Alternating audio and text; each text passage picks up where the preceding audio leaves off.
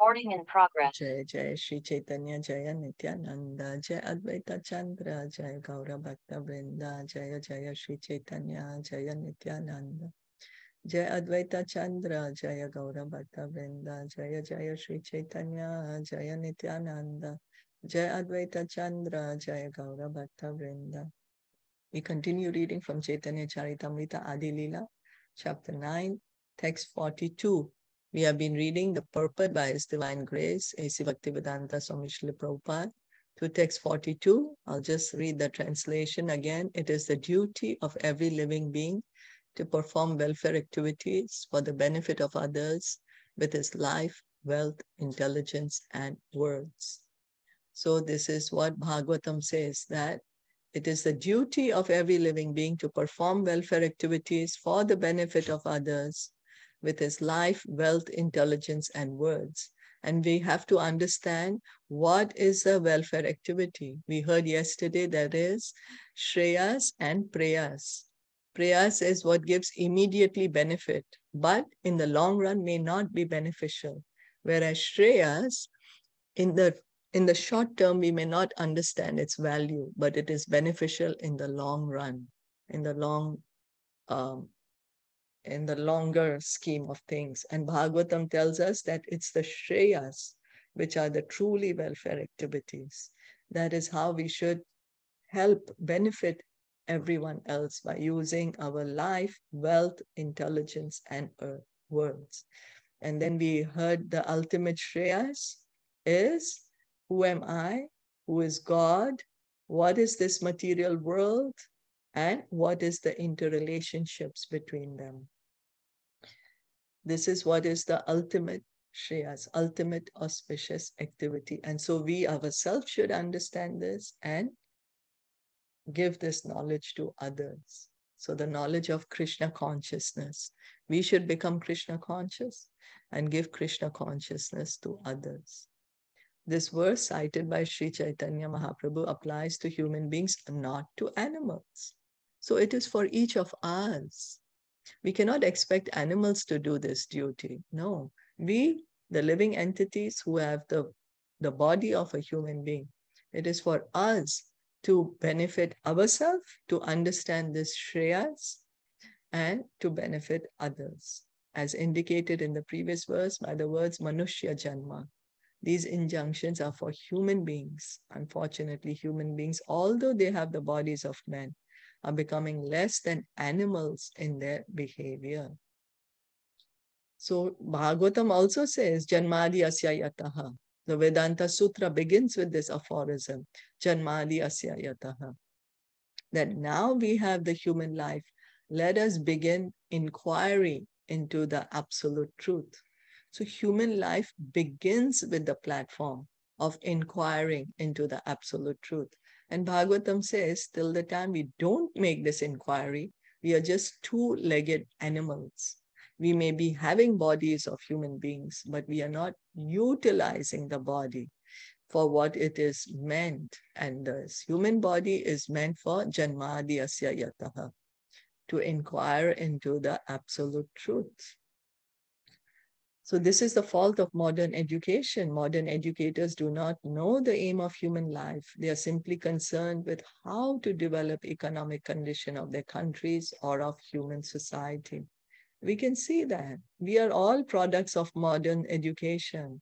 And what are we taught? What are we encouraged? And what do we follow? How can I be more comfortable in this body? How can I make economic development? This is also necessary. It's not that we don't have to do economic development. We have to. We have to understand we are inside the body. So the body has certain needs, and it has to be maintained. But we have to understand that we are inside the body. We are not the body. So as we are doing things to maintain the body, we also have to do some activities for the soul. And those activities are devotional service. Engaging in devotional service is the activity of the soul. So the Vedic civilization also considers as necessary all aspects of human life, including dharma, religion, artha, economic development, karma, sense gratification, and moksha, liberation. But humanity's first concern should be religion. You see, why our modern society we are facing so many problems is because we have completely forgotten God. We have removed God from our life. We have become a godless civilization. And that is what is creating all our problems. Religion helps us to love God, teaches us to love God. And that is what should be the first concern of human beings. To be religious, one must abide by the orders of God. But unfortunately, people in this age have rejected religion and they are busy in economic development. So religion it is for us to love God, and there are laws set by God, and we need to follow the laws. Similar, same as we are living in any particular country, then we follow the laws of that particular country. If we want to live peacefully, happily, we don't want we don't want to, what do you say, like to have a peaceful life, don't want to have anything with the authorities coming behind us or anything.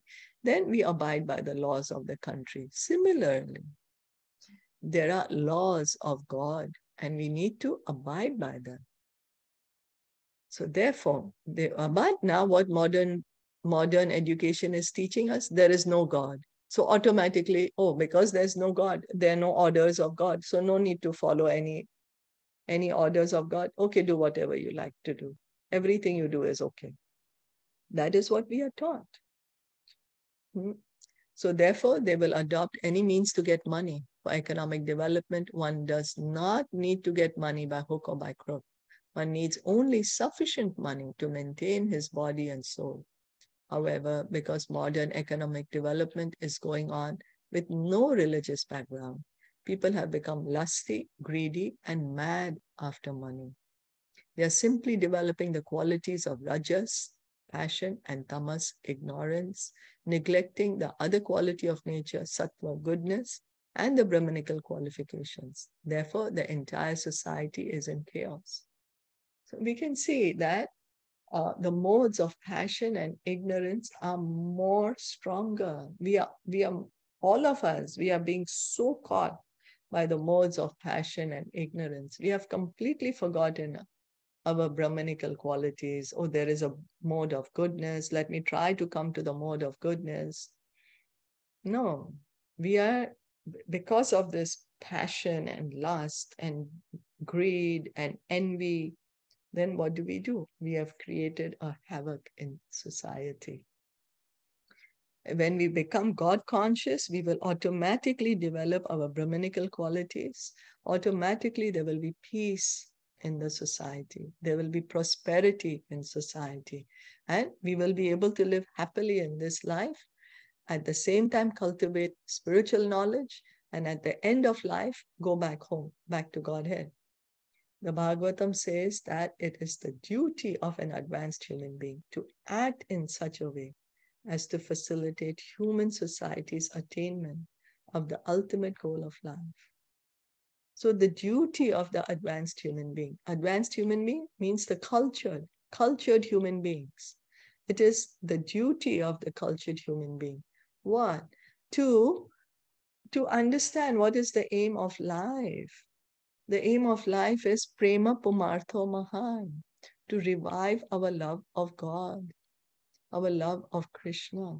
So not only we have to revive our love of Krishna, we have to educate others that each and every one has love of Krishna in their heart, and each of us has to revive it.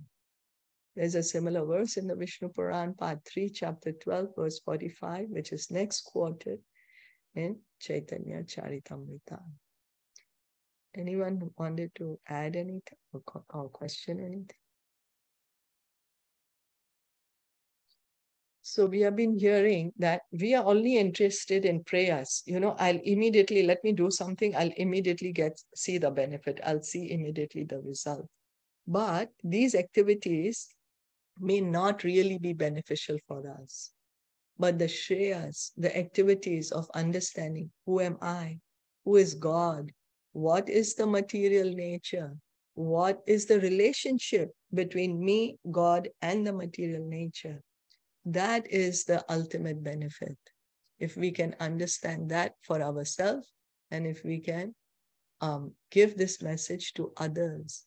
So the more we hear and chant, the more we will be able to encourage others to hear and chant too. This is what Lord Caitanya said, that you chant Hare Krishna, you encourage others to chant Hare Krishna. Well, others may not even be willing to chant Hare Krishna. As long as we tell them Hare Krishna, that's it. Our duty is done. We do not need to become big preachers. We just simply have to relay this message of Lord Chaitanya, of Krishna. Is that okay?